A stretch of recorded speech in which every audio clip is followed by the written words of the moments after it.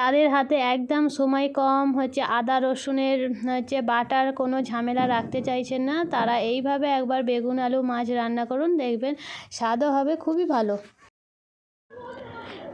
কিভাবে রান্নাটা করলাম সেটাই আপনাদের সঙ্গে শেয়ার করব। কিভাবে করলে এর স্বাদটাও খুবই ভালো হবে আর বেগুনটাও একদম বোঝা যাবে না, তার জন্য পুরো ভিডিওটাই দেখার চেষ্টা করবেন, অনুরোধ রইল।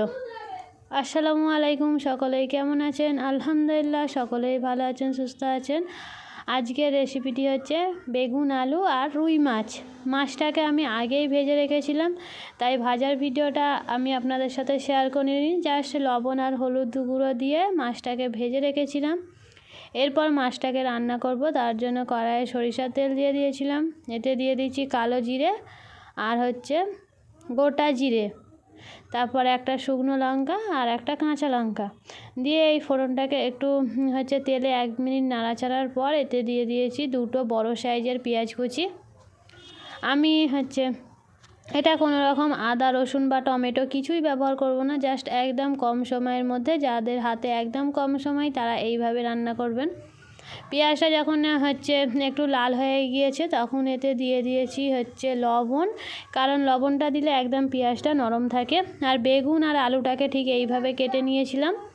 এরপরে পেঁয়াজের কালারটা যখন হালকা বাদামি কালার হয়ে গিয়েছিল তখন এতে বেগুনটাকে দিয়ে দিয়েছি। বেগুনটা দিয়ে একটু নাড়াচাড়া করে নিয়েছি। এরপরে আলুও এতে দিয়ে দেবো। আলুটা দিয়ে প্রথমে একটু পেঁয়াজের সঙ্গে বেগুন আর আলুটা 2 থেকে 4 মিনিটের মতো ভালো করে একটু নাড়াচাড়া করে নেব।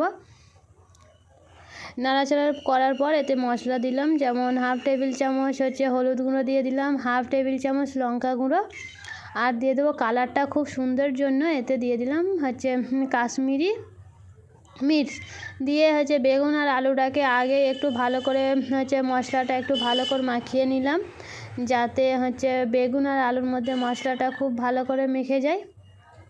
এরপর এতে অল্প অল্প করে পানি দিয়ে খুব সুন্দর করে আলু আর বেগুনটাকে কষিয়ে নেব, যাতে কষতে কষতেই প্রায়ই আলু আর বেগুনটা সেদ্ধ হয়ে যায় আর বেগুনের যে বড় বড় অংশ দেখতে পাচ্ছেন এটাও যেন একদম মিহি হয়ে যায়। দেখুন কষতে কষতে বেগুনটা একদম নরম হয়ে গিয়েছে, প্রায় গলা গলা অবস্থায় হয়েছে। একে আরও 2 মিনিট একটু পানি দিয়ে ভালো করে নাড়াচাড়া করে নিয়ে তারপরে এতে পরিমাণ অনুযায়ী পানি দিয়ে দেবো। এখানে 2 মিনিট আরও পানি দিয়ে কষতে দেখুন একদম বেগুনটা প্রায় গলে গিয়েছে। এখানে বেগুন দেওয়া হয়েছে বলে বোঝাই যাচ্ছে না। এরপরে এতে দিয়ে দেবো সেই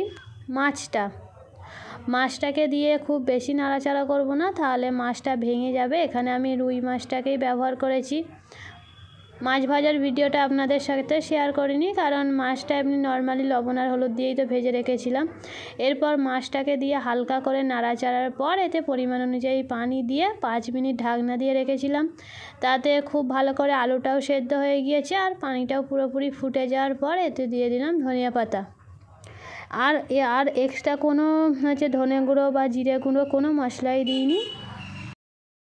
একটু নাড়াচাড়া করার পরে এটা নামিয়ে রেখেছি। দেখুন কত সুন্দর কালার এসেছে, দারুণই বলছি। এই বেগুন আলু রেসিপিটি খুবই আপনাদের রান্না করে একবার খেয়ে দেখবেন, খুবই ভালো লাগবে।